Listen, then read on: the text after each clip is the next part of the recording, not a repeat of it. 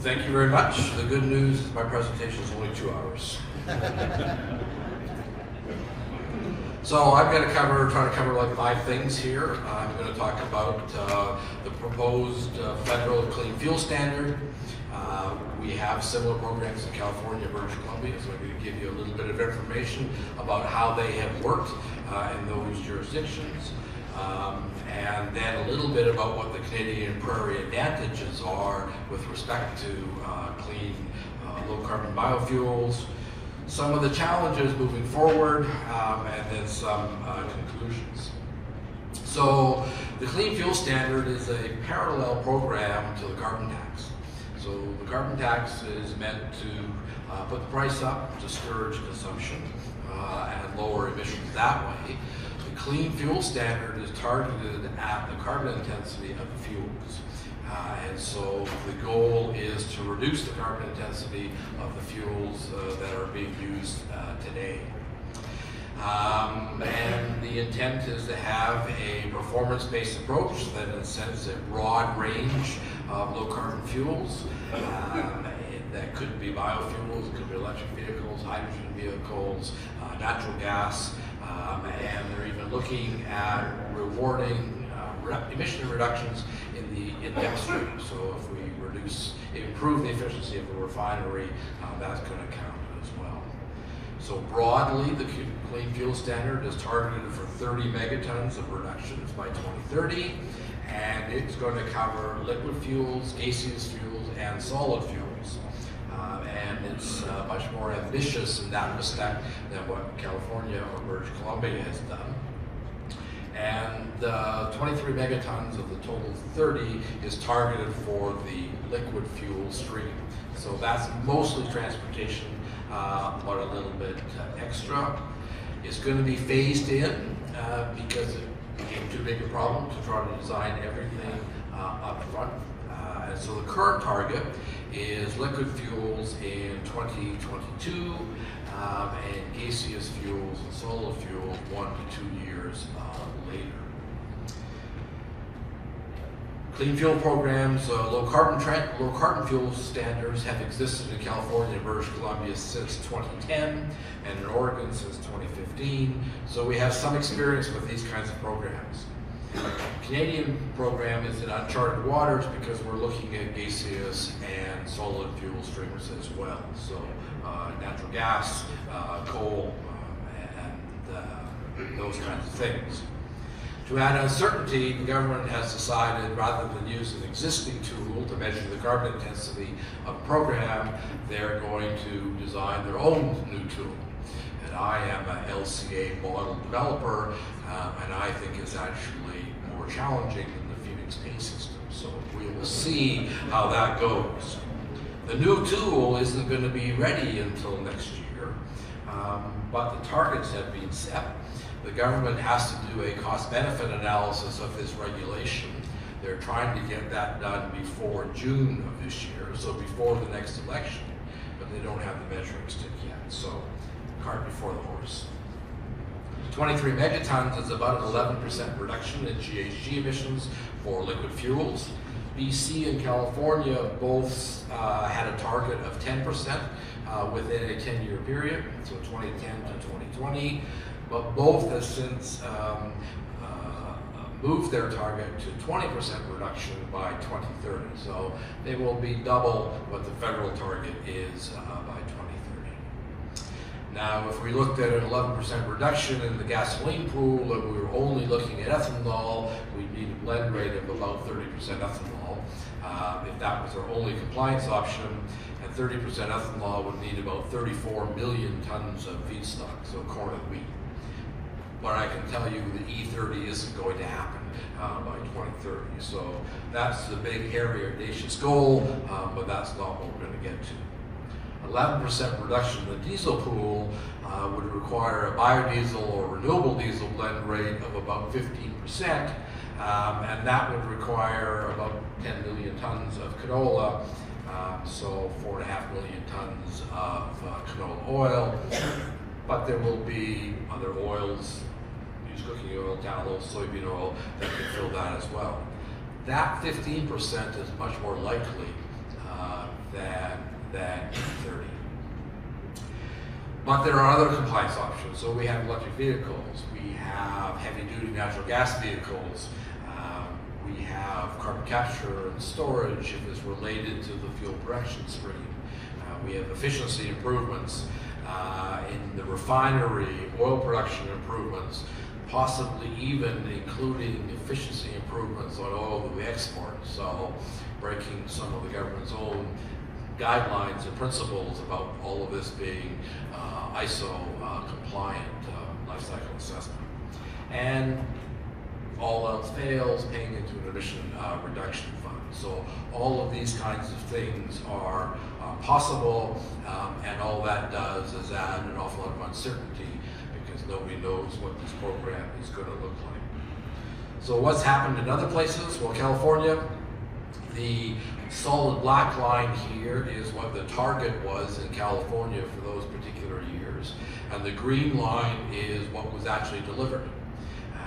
And then this is their revised target, because if you sort of extend that green target out to 2020, you see that it doesn't cross the 10% line. So they're not going to meet their initial target in 2030, or 2020, so they backed that off a little bit and extended it out to 2030. So this is a common tool that California uses. So they set tough targets, and they always meet them, but never exactly when they said they were going to meet them. They just move the targets out. So, but there has been over-compliance in California. So this bottom part of it is hard to see, but the blue bar is the credits, the red bar are the debits, so that was what the obligated parties, the oil companies, had to meet. And then the green line is the cumulative credits in the bank. And so you can see that through the last year and a half, they've been drawing credits down from the bank because they have not been generating enough credits in any particular year. And this is how they have been generating the credits by fuel. So the orange there is ethanol, the green is biomethane, so renewable natural gas. So there's a lot of buses in California that run on natural gas, and they now all have contracts to buy renewable natural gas. Some of those contracts are even from landfills in Ontario and Quebec. So don't ask me how the gas actually gets there, going west over the Rockies when all the pipelines go east, but California can make anything happen. Then going down, we have biodiesel in the blue and renewable diesel in the red at the bottom. So we've seen big increases in those fuels through the period. And so this is sort of, again, the credits by fuel type. You can see ethanol as being the biggest one. Renewable diesel has seen big increases in the credits generated. So credits get generated by the volume you sell and the carbon intensity. So the lower the carbon intensity, the more credits you get per gallon of fuel that you sell. So it's sort of those two components. And we've seen over time, both the volume go up, and we've seen the carbon intensity of the fuels consumed in California go down. So producers are getting better at lowering the carbon intensity of making biodiesel or making ethanol. And then we get a bunch of little minor ones at the bottom of the graph. So this graph shows the price that people are paying for carbon credits under this program and the number of sales. So the red line is the monthly sales, and it goes up and down a little bit because some of the people who have credits for sale don't have an obligation. So electric utilities, natural gas companies, and so they tend to sell their credits on a quarterly basis. So they hold them for a little while and then they offer them to the market. The blue line is the interesting one because that's the price. So it's gone up and down over time, and the downs are always because somebody sues the state of California over the legality of the program, and then after a couple of years in court, California usually wins or wins close enough to maybe they have to make some changes to the program and the price goes up. But we are now about 180 US dollars a ton for credits.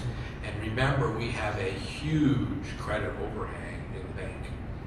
So we have a market that has way more supply than current demand, and yet the prices are $180 a ton. Now, this works really well for fuels where the blending is being done by a non-obligated party. So it works really well for biodiesel because most of the blending is done downstream of the refiners. It works really well for electric vehicles because those utilities are in the hand, those credits are in the hands of utilities and the natural gas people. It doesn't work so well for the ethanol people because the ethanol credits are held by the oil companies. So they buy the ethanol and they get the credits sort of along with it, and they're not paying full price for it. Hopefully that's something that we've learned in Canada and we won't make that same mistake. BC, we don't have as graphs that look as realistic because California has a lot of reporting on a monthly basis and a quarterly basis, and Canadian oil companies don't like to report any more than once a year, and they've convinced government regulators from one end of this country to the other that they're incapable of filing quarterly, so we actually see what's going on. And when it comes to annual, they can't fill those forms out properly either because the forms never make sense. It takes a year for the government to figure out what went wrong. Anyways, in BC, we've seen biodiesel renewable diesel volumes increase, almost double since 2010, and we've seen ethanol go up by about 50%, driven by this need to lower the carbon intensity of the fuels. In BC, most of the credits are being generated by ethanol, so the top blue line, these lines are all stacked, so it's the space between the lines that's important. And then we have biodiesel and renewable diesel, the next sort of two spaces, and then a free ride in British Columbia because electricity. Almost all of that electricity is being used in trolley buses and in our SkyTrain, and all those programs existed before 2010. So all that's talk about additionality. The government decided that they would give all this money to the utility, and so the utility takes all this money and doesn't share it with their customers. So it's something that hasn't worked particularly well. In BC, we also had the same kind of thing. We had excess credits being generated in the beginning compared to debits, and we built up a bank, and we have now started to pull the bank down. So we have 6 obligated parties in British Columbia, and some of them will be writing checks to the government for $200 a ton for shortfalls in 2019 and 2020. So they haven't taken the program seriously. They always hoped it would get canceled on them, and they wouldn't have to worry about it. That hasn't happened. They are now starting to look at it seriously to see what they can do. So one refinery in British Columbia has been running some tests, and in one case they fed canola oil directly into the refinery, and it made a lot of gasoline, and that went fairly well. They ran it for a day and a half, and the refinery didn't come to a grinding halt. So they have tried it 2 more times.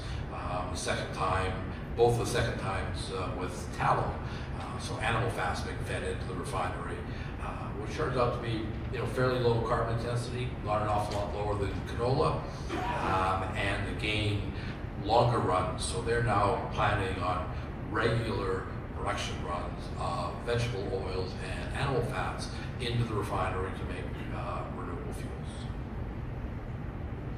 So the Prairie Advantage. So one of the things that I do with my consulting companies, I do a lot of work on greenhouse gas emissions.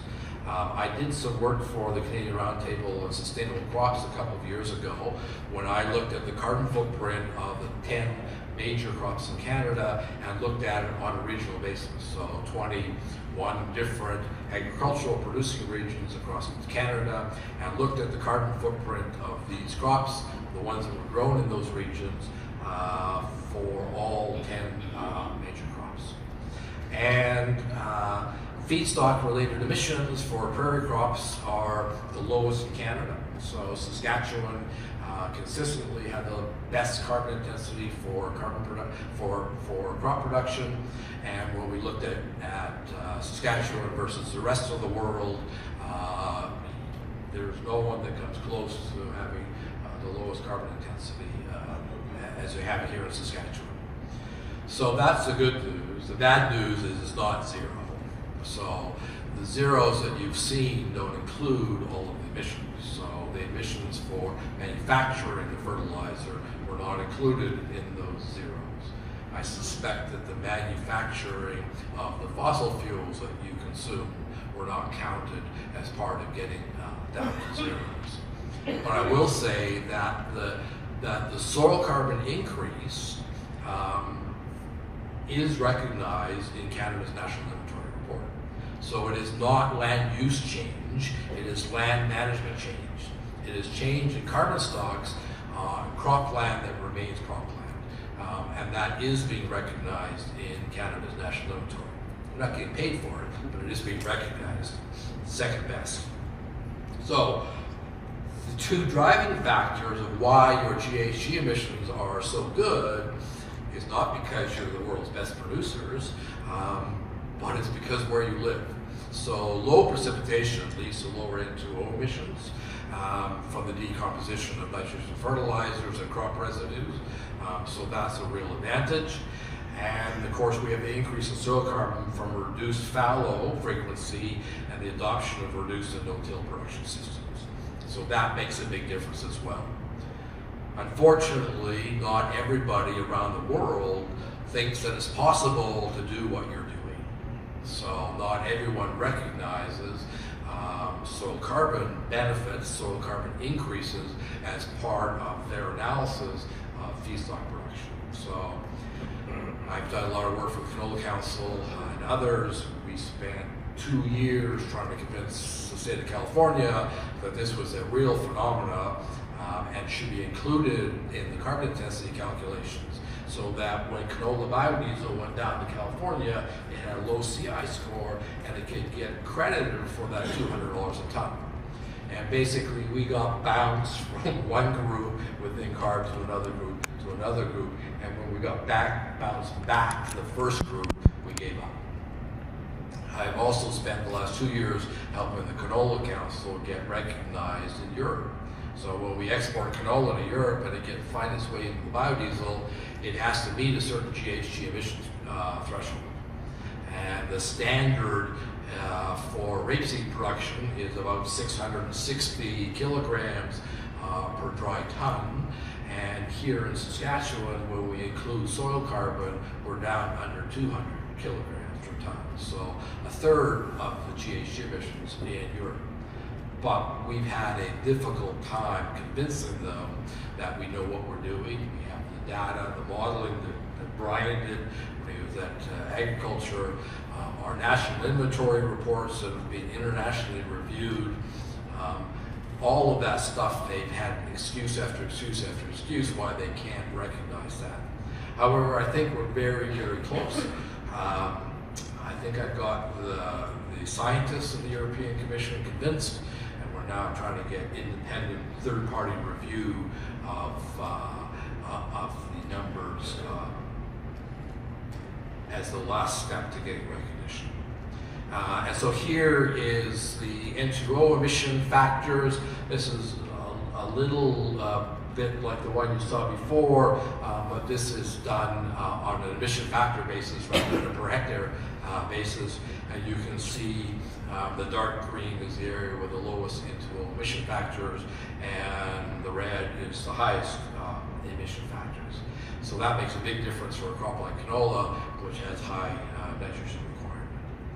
And then soil carbon, again, I'm always really impressed with what Microsoft does to colors, because I don't think that's what it looked like. But again, Southern Saskatchewan, highest rate of increase in soil carbon that we see across all the various production regions in Canada. Now this one only includes soil carbon changes due to reduced summer fallow and reduced tillage. There's a third component that comes into this, and that's annual to perennials. And when we show that, we see a lot of red area in eastern Canada because they have been reducing perennials, increasing annuals as livestock production has moved west, and we see the opposite in the west. But that's an issue for policymakers. So when we look to see what's happened in other jurisdictions that have had a clean fuel standard, we see increasing demand for biofuels. We know that the feedstock portion of the carbon intensity of the biofuels is important, and it depends on which biofuel, which feedstock. But in some cases, the feedstock is a dominant portion of the carbon intensity, and the lowest carbon intensity feedstock is here in Saskatchewan. So the big question, $64,000 question is, will the clean fuel standard result in increased demand for biofuels and increased demand for prairie crops? And so the concerns is the federal government has proposed a lot more compliance options than BC and California accept.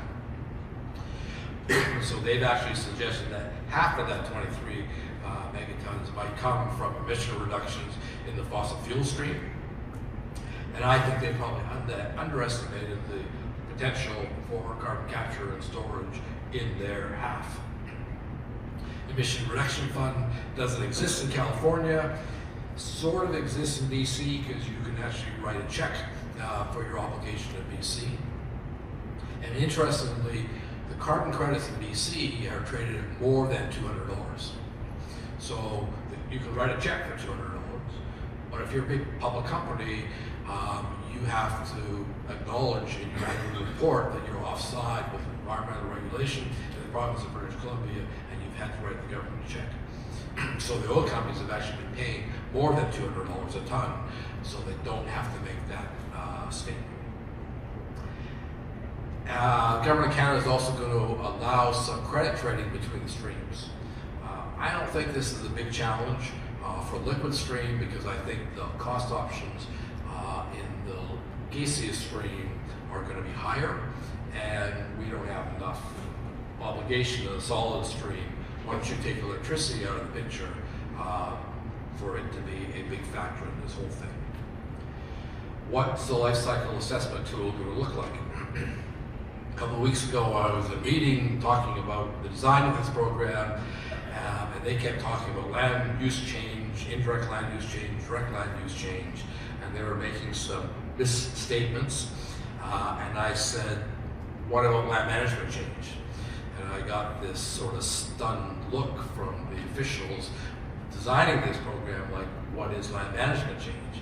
And so I had to explain to them what land use change was, forest land converted to cropland, or grassland converted to cropland, and what land management change was, changes in carbon stocks, cropland remaining cropland. So that has initiated a flurry of activity.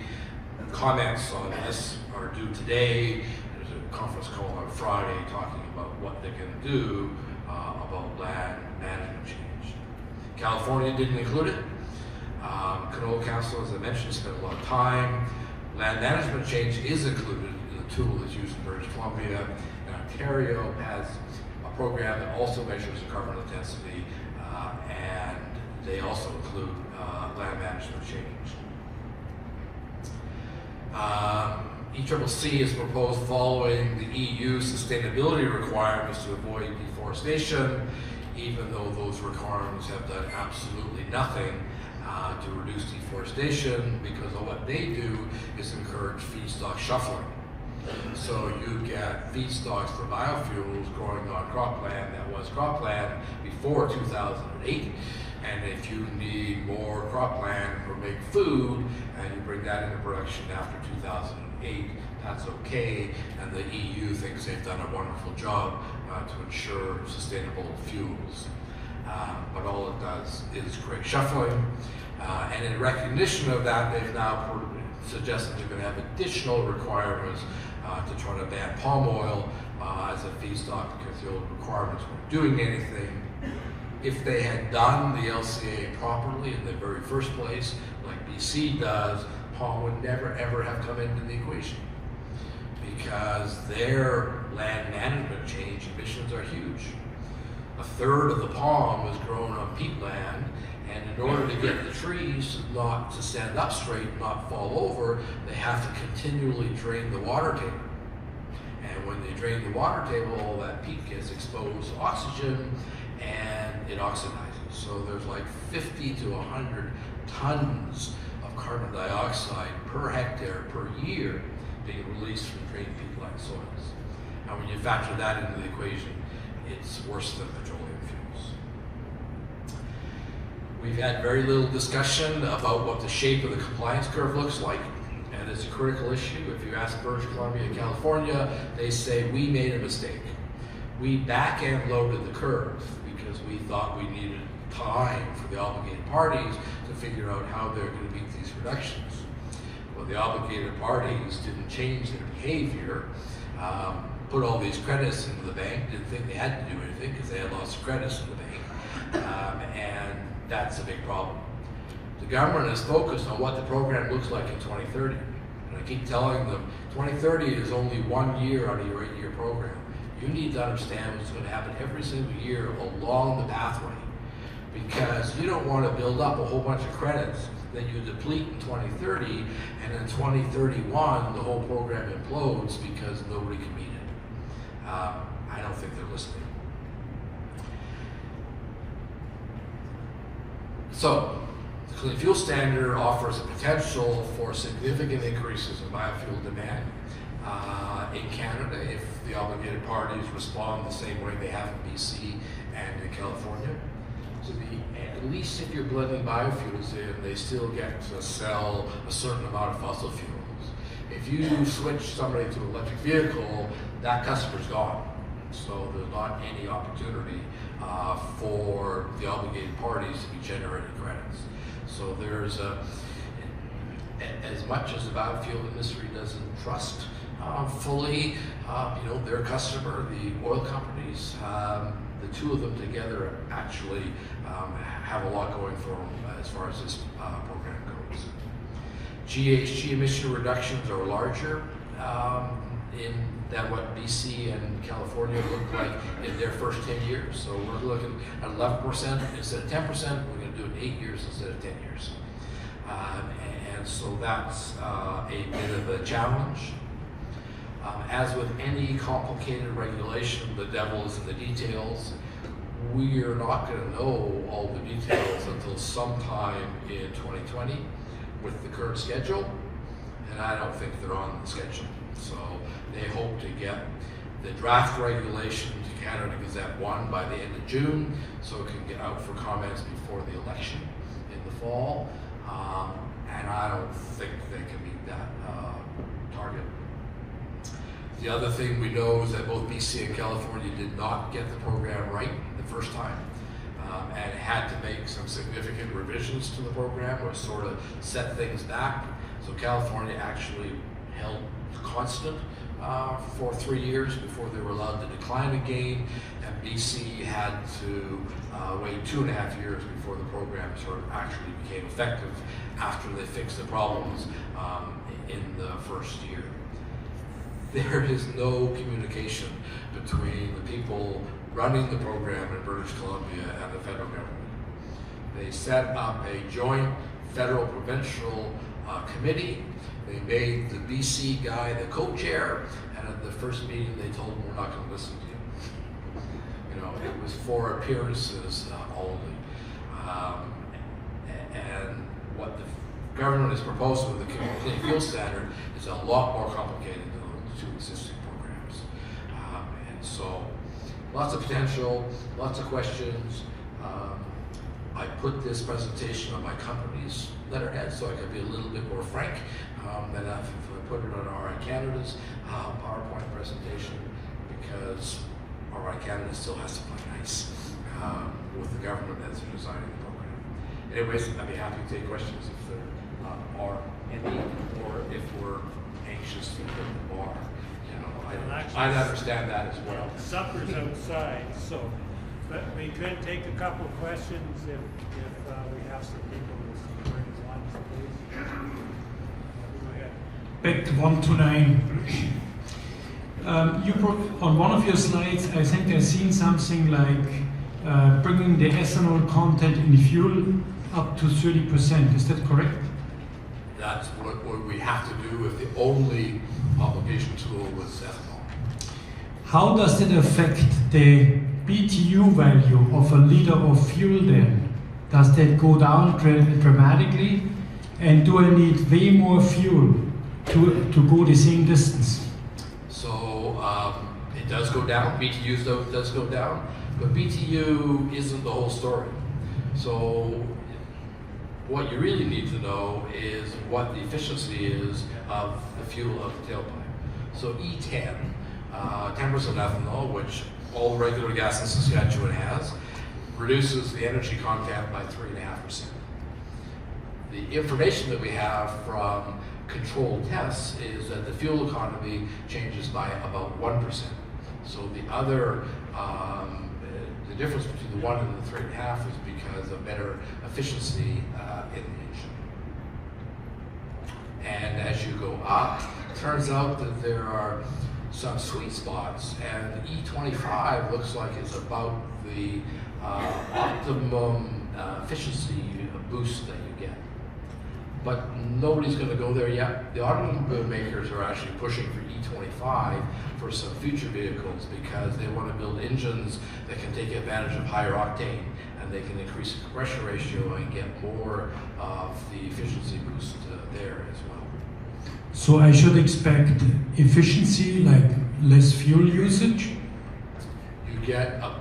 You might burn 1% more fuel with E10 than you did on gasoline, and 1% is less than you would find seasonally, and less than you would refine from one refiner to another refiner, and 1% is less than your driving habits compared to the gentleman sitting right in front of you. So there's a lot of differences that you have. I'm just thinking about all the taxes which are on there. Just yesterday we got a new one, and I mean, if my fuel consumption goes up due to E30, then I'm not that happy, and I'm wondering what's happening there. So the carbon tax is actually capped at E10. So if the obligated parties were to put E15 in instead of E10, they don't have to pay the carbon tax in the additional 5%. They shouldn't have paid it on the 10% in the first place, but that's another story. Seeing nothing, thanks, Don. Okay, thank you.